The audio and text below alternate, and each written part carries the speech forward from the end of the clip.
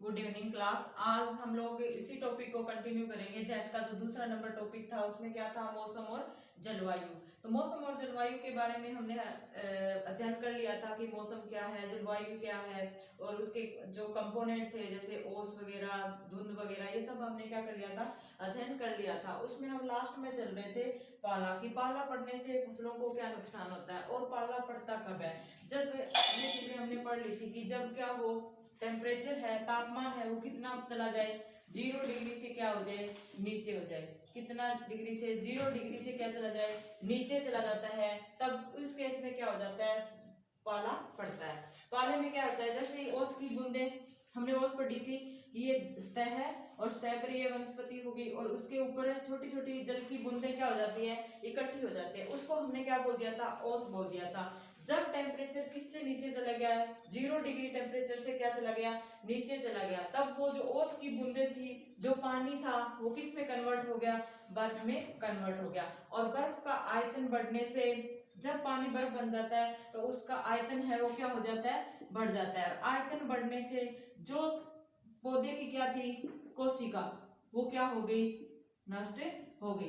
क्योंकि आयतन जो कोशिका में भी, कोशिका के भी कोशिका द्रव में क्या था, जल था, वो भी तो क्या करेगा, जम जाएगा, और जमते ही क्या होगा, उसका आयतन बढ़ जाएगा। और जैसे ही आयतन बढ़ेगा तो हमारी सेल है वो क्या हो जाएगी, नष्ट हो जाएगी। इस तरह से अगर पाला पड़ जाए तो हमारी पूरी फसल है वो क्या हो जाती है, खराब हो जाती है। तो किसान है वो इस पाले से किस तरह से बच सकता है, कि पाले से अपनी फसलों को क्या करे, किस तरह से, वो कौन से ऐसे मेथड यूज करे, कौन से ऐसे कारक है जो इस फसल को क्या कर सकते हैं, पाले से बचा सकता है। तो पाले से बचाने के उपाय क्या है, या तो वो क्या कर ले, पाला रोधी क्या करे, पाला रोधी फसल लगाए, या तो क्या लगाए, पाला रोधी क्या करे, फसल लगाए, या फिर फसल की कोई ऐसी किस्म या वैरायटी लगाए जो जिसपे क्या है, पाले का असर नहीं होता। जैसे आलू की कुफरी शीतमान वगैरह वैरायटी है, देव कुफरी देव है, चने की पूसा 212 है। इस तरह से जो वैरायटी है वो क्या है, पाला रोधी है, उस पे पाले का कोई असर, मतलब बहुत कम असर पड़ता है उसका, क्योंकि वो पाले के प्रति क्या है, रेजिस्टेंट है। तो पाला रोधी किस्म लगा के भी हम क्या कर सकते हैं, फसल को पाले से मरने से बचा सकते हैं। दूसरा मेथड क्या दिया हुआ है, धुआं, क्या दिया किया है, धुआं करके। तो धुआं करके किसान के, सपोज करो कि किसान के 50 हेक्टेयर में या 50 एकड़ में फसल खड़ी है, अगर सरसों खड़ी है तो वो क्या 50 एकड़ में धुआं कर पाएगा। और अगर उसने धुआं किया तो क्या हो जाएगा, पर्यावरण क्या हो जाएगा, प्रदूषित हो जाएगा। तो हम धुएं से भी क्या है, एक छोटा स्थान, जैसे मान लो कि कोई नर्सरी है, हमने नर्सरी स्टार्ट कर रखी है और नर्सरी को अगर पाले से बचाना है तब हम थोड़ा मोटा क्या कर सकते हैं, धुआं कर सकते हैं, बल्कि लार्ज स्केल पे धुआं है वो नहीं कर सकता किसान। तो तीसरा क्या है, तीसरा वो क्या करे, सिंचाई। तीसरा वो कौन सा मेथड यूज कर सकता है, सिंचाई। सिंचाई बहुत इंपॉर्टेंट है। सिंचाई वो कैसे पता चलेगा उसको कि पाला पड़ने वाला है। पाला पड़ने का जो नॉर्थ इंडिया में, अगर हमारे राजस्थान की बात करें तो पाला हमारे राजस्थान में या तो किस में पड़ता है, दिसंबर में पड़ता है, या फिर किस में पड़ता है, जनवरी महीने में। दिसंबर और जनवरी के 2 ऐसे महीने होते हैं जिसमें पाला पड़ने की क्या होती है, प्रबल संभावना होती है। तो इन 2 महीने का किसान क्या करेगा, इन 2 महीने का किसान वेदर फोरकास्टिंग देख लेगा कि वहां मतलब आगे इन 2 महीनों में क्या मौसम रहने वाला है। तो मौसम विभाग है, जो हमारा मौसम विभाग कहाँ है, नई दिल्ली में, वो पहले ही क्या कर दिया जाता है, उसके द्वारा बता दिया जाता है कि आगे 10 दिन में ये होने वाला है, मतलब ओस पड़ने वाली है, या फिर बारिश होने वाली है, ओले पड़ने वाले हैं। इस तरह से क्या किया जाता है, वो वेदर फोरकास्टिंग बता दी जाती है। तो उसको देख के किसान क्या कर सकता है, जैसे मान लो कि किसान वेदर फोरकास्टिंग में ये आया कि 15 से लेके 20 दिसंबर तक क्या हो सकता है, पाला पड़ सकता है। तो किसान है वो क्या करेगा, 14 दिसंबर को क्या कर देगा, सिंचाई कर देगा। सिंचाई करने से जो फील्ड का जो टेम्परेचर है, जो खेत का टेम्परेचर है, वो कितना तक बढ़ जाता है, 0.5 से लेके 2 डिग्री टेम्परेचर तक क्या हो जाता है, बढ़ जाता है। मान लो कि अगर पाला कब पड़ेगा, जब टेम्परेचर कितना हो जाएगा, 0 डिग्री से नीचे। और अगर हम सिंचाई कर देते हैं तो 0 से नीचे जाने से क्या हो जाता है, बच जाते हैं। अगर मान लो कि तापमान बहुत ही नीचे हो जाएगा, फिर भी हम 0.5 पे तो हमारे फील्ड का टेम्परेचर है, खेत का टेम्परेचर है वो रहेगा, जिससे क्या नहीं बन पाएगी, बर्फ नहीं बन पाएगी और किसान है वो क्या कर लेगा, फसल को पाले से बचने के बचा सकता है। आगे वाला मेथड है ये इम्पोर्टेंट है, इसमें क्या पूछ लिया जाता है, इसमें ये टेम्परेचर पूछ लिया जाता है कि अगर किसान है वो पाले से बचाने के लिए फसलों में सिंचाई करता है तो उससे तापमान है वो कितना बढ़ जाता है, तो 0.5 से कितने तक है, 2 डिग्री सेंटीग्रेड तक बढ़ जाता है।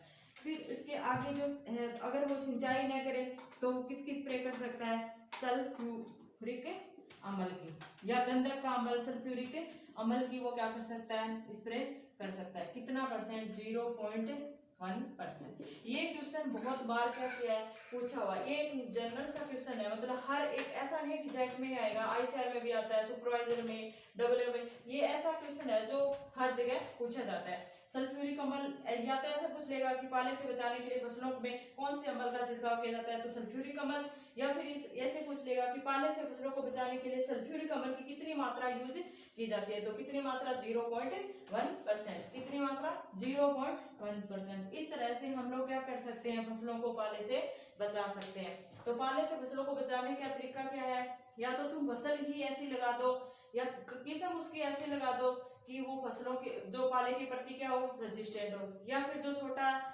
तुम्हारे क्या है, बिल्कुल नर्सरी है, तो आप उसको क्या कर सकते हो, वहां धुआं भी कर सकते हो, सिंचाई कर सकते हो, और सल्फ्यूरिक अम्ल का क्या कर सकते हो, स्प्रे कर सकते हो। जब हमें पता चल जाए कि आज रात पाला पड़ने की प्रबल संभावना है तो किसकी स्प्रे कर दो, सल्फ्यूरिक अम्ल की।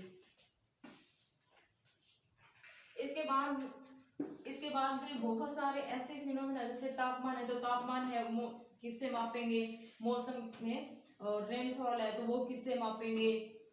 इस तरह से जो मौसम संबंधी उपकरण है उनका अध्ययन हम आगे करेंगे।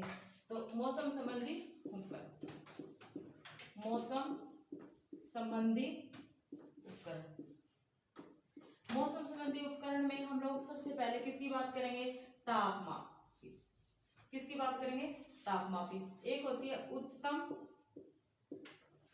तापमापी, दूसरी क्या है, निम्न तापमापी, तीसरा है वेट एंड ड्राई वाला हो गया, wet and dry bulb thermometer. ये 4 टाइप की क्या होती हैं, थर्मोमीटर होता है, जिससे क्या मापा जाता है, तापमान को मापा जाता है। उच्चतम तापमान है वो, उच्चतम तापमापी को क्या बोल देते हैं, मैक्सिमम थर्मोमीटर। उच्चतम जैसे नाम से ही हमें क्लियर है कि इससे क्या मापा जाएगा, दिन का मैक्सिमम टेम्परेचर मापा जाएगा। मतलब दिन में ऐसा कौन सा समय होता है जब दिन में हाईएस्ट क्या होता है, टेम्परेचर होता है, या फिर आज का दिन था उसमें सबसे हाईएस्ट टेम्परेचर क्या था, तो वो किस तापमापी से मापा जाएगा, उच्चतम तापमापी से। निम्न तापमापी है, उससे हमें नाम से ही पता चल रहा है कि किस क्या मापेंगे, दिन का जो निम्न तापमान है, जो मिनिमम टेम्परेचर है उसको मापेंगे। तो इससे क्या मापा जाता है, दिन का क्या, उच्चतम तापमान। इससे क्या मापा जाएगा, दिन का न्यूनतम, इसको निम्न तापमापी को न्यूनतम तापमापी, दिन का न्यूनतम तापमान मापा जाता है। अगर हमें उच्चतम तापमान मापना है दिन का, तो दिन का सबसे ज्यादा उच्चतम तापमान, हाईएस्ट टेम्परेचर कब रहता है दिन में, तो दिन के 2 बजे क्या होता है, हाईएस्ट टेम्परेचर। दिन में 2 बजे क्या होता है, दिन का हाईएस्ट टेम्परेचर होता है। और अगर हमें पूछ लिया जाए कि सबसे मिनिमम मतलब न्यूनतम तापमान, सबसे कम तापमान कौन से कितने टाइम पे होता है, तो वो क्या लिख सकते हैं हम, सूर्य उदय से पहले, सूर्य उदय से पहले। हम ऐसा भी कह सकते हैं 5 से 6 बजे के बीच वाला तापमान है वो क्या है, न्यूनतम तापमान मापा जाता है। अगर न्यूनतम तापमान के बारे में पूछे तो सूर्योदय से पहले वाला तापमान होगा वो दिन का क्या होगा, न्यूनतम तापमान। अगर हम लोग दिन में 2 बजे क्या होता है, हाईएस्ट तापमान। वेट एंड ड्राई में दोनों मापे जाते हैं। और ये कितनी थर्मामीटर होगी, 3 और 4। कितनी थर्मामीटर होगी? 4 थर्मामीटर। इनको कहाँ रखा जाता है? अगर हम लोग लैब की बात करें तो लैब में इनको कहाँ रखा जाता है? जिसमें इनको रखा जाता है उसे क्या बोलते हैं? Stevenson screen. क्या बोला जाता है? Stevenson screen. स्टीवेंसन स्क्रीन एक लकड़ी का बना हुआ क्या होता है? बॉक्स होता है और उसके अंदर इन चारों थर्मामीटर को क्या किया जाता है? रखा जाता है। तो ये हमारा हो गया कि उच्चतम तापमापी के द्वारा दिन का उच्चतम तापमान मापा जाता है, न्यूनतम तापमापी के द्वारा न्यूनतम तापमान मापा जाता है। 2 बजे है वो क्या है? दिन का हाईएस्ट टेम्परेचर होता है और सूर्य उदय से पहले जस्ट पहले वाला तापमान होता है वो क्या होता है? दिन का मिनिमम टेम्परेचर होता है। जिसमें इन चारों को रखा जाता है उसका क्या नाम है? Stevenson screen.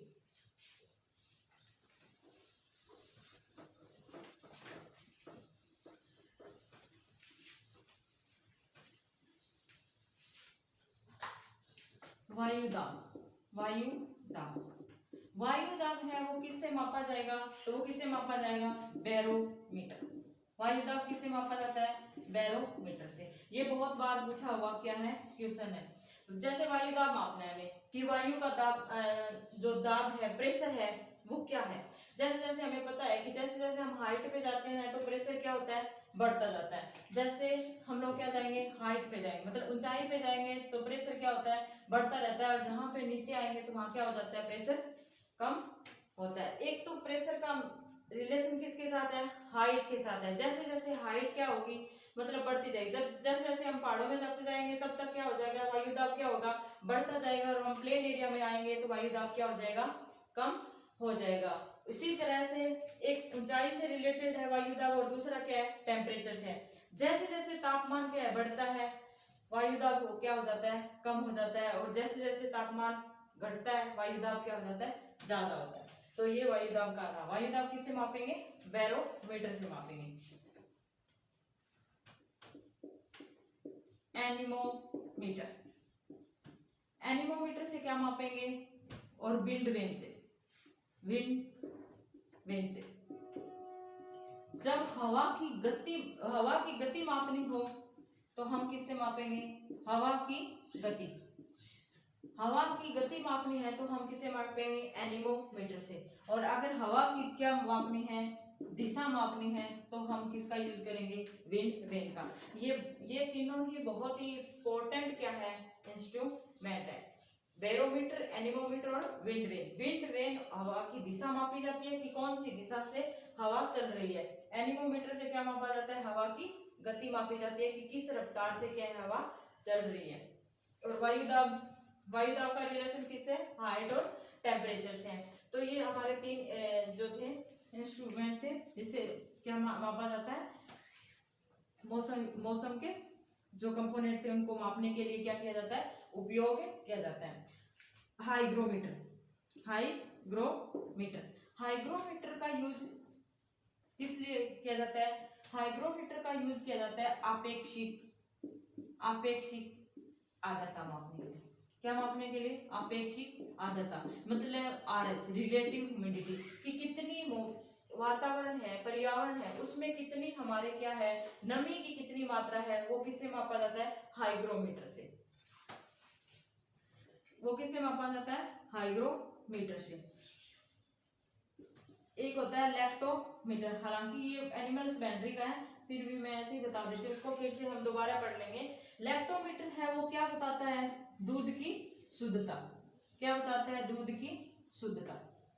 कभी कभार दूध की शुद्धता नहीं लिखे हुए वहां पे क्या आ जाता है? घनत्व। क्या आ जाता है? घनत्व। तो हमें क्या है? दूध शुद्ध है या अशुद्ध है वो किस बेस पे मापा जाता है? घनत्व। अगर घनत्व ज्यादा है तब भी दूध में क्या है? कुछ न कुछ मिक्स है। अगर घनत्व कम है तब भी हम दूध में कुछ न कुछ क्या है? मिक्सिंग है। तो एक तरह से माप तो क्या रहा है? दूध की शुद्धता। पर जो दूध की शुद्धता को कैलकुलेट करने का जो कंपोनेंट है वो क्या है? घनत्व है। अगर घनत्व है जो पर्टिकुलर दूध का घनत्व है उससे ज्यादा है या कम है तो क्या है? दूध में अशुद्धि है, किसी भी टाइप की क्या है? अशुद्धि है। तो वो किससे मापा जाता है? लैक्टोमीटर से। हाइग्रोमीटर से क्या मापा जाता है? जो वातावरण में क्या है?